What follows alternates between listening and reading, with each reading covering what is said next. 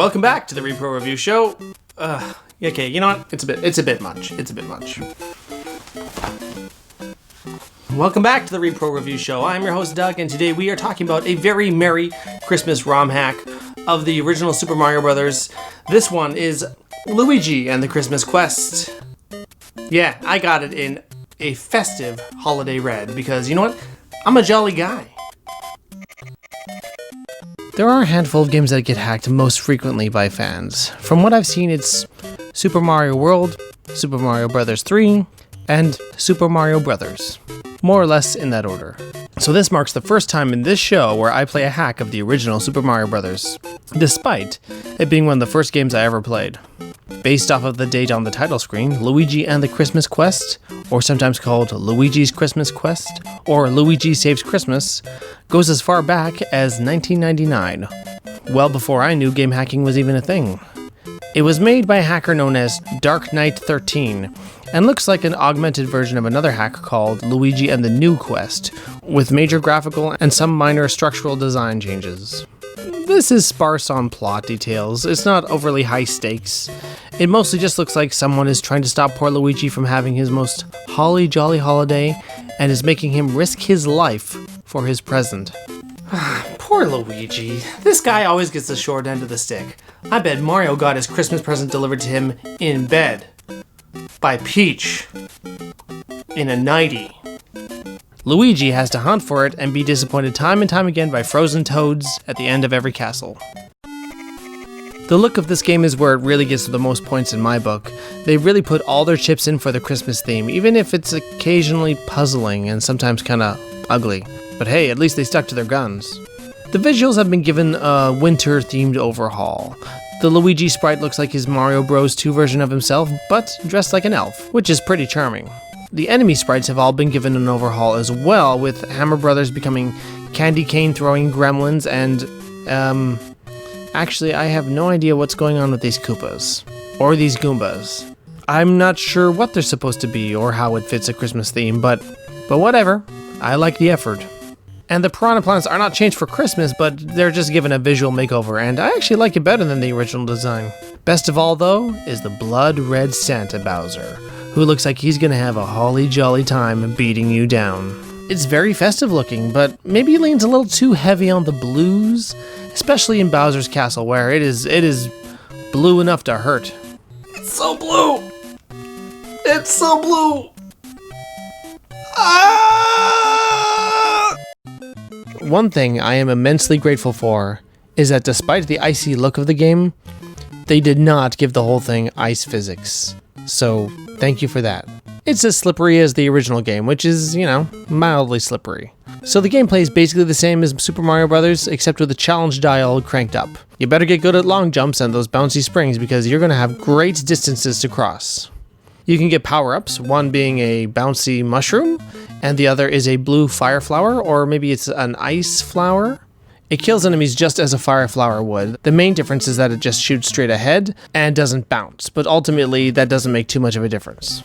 Like in the original Super Mario Bros., it has no battery save and no password feature, so if you're playing on an actual cartridge, you have to do it all in a single sitting. But unlike that classic console-selling game, there are no warp zones to make progress through the game easier. So you better love the opening levels because you're going to have to play through them over and over again to make any progress.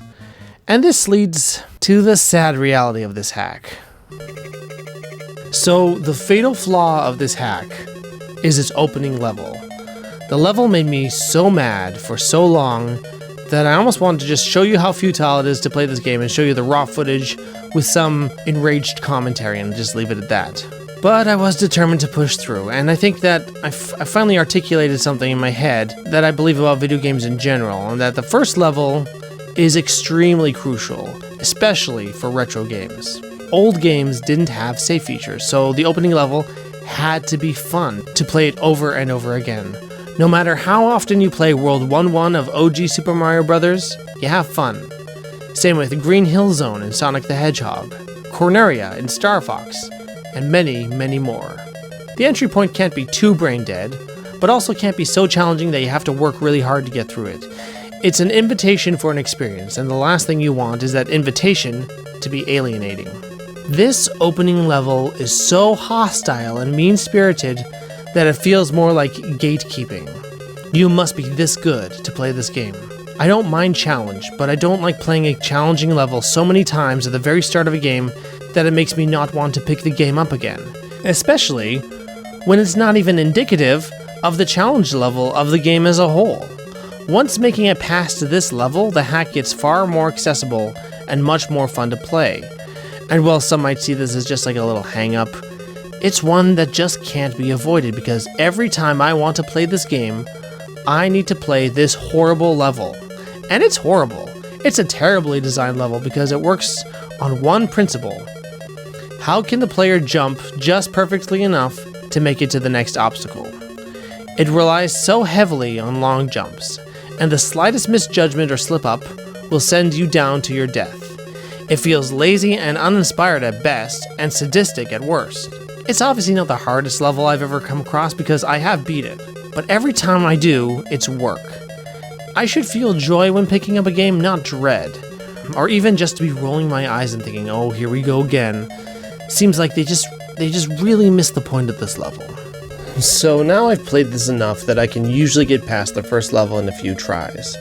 I'm not like happy that I have to play it from the start, but it's not the stumbling block that it was for so long.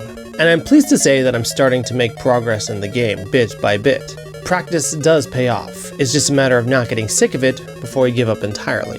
There are some quality of life changes that could have been easily implemented to help the player make progress. Though, disclaimer, there may be more secrets built into the game that I just haven't found. I have searched quite a bit for hidden coin blocks and one-ups, and I found some of the former, but none of the latter.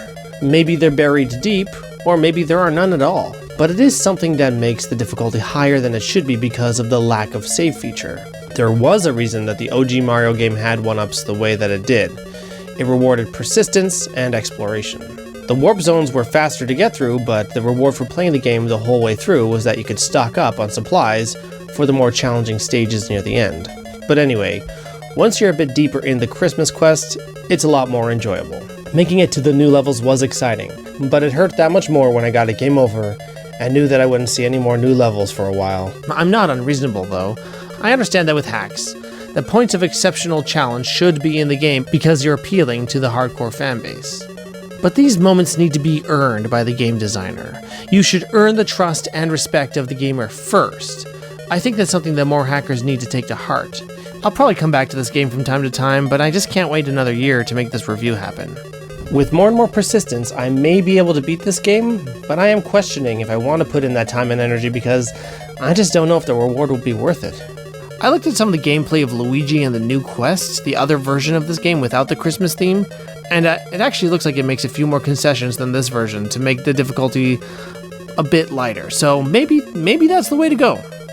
So maybe this is a review of 2 ROM hacks. I guess if I don't review Luigi and the new quest sometime in the future, check it out. Luigi and the Christmas Quest is a fun visual feast for Christmas fans who want a Mario game for the holidays. However, its point of entry is just too frustrating for me to recommend to people unless they are awesome at classic Mario games or they're playing it on an emulator with save states. But on the classic console with an actual cartridge playing it from start to finish, it's just too much challenge with not enough reprieve to make the game fair and playable. So in the end, I have to give Luigi and the Christmas Quest 2 out of 5 Santa Bowsers. That's a game for hardcore Mario fans. Thanks so much for watching the Repro Review show. Merry Christmas, and we'll see you next time.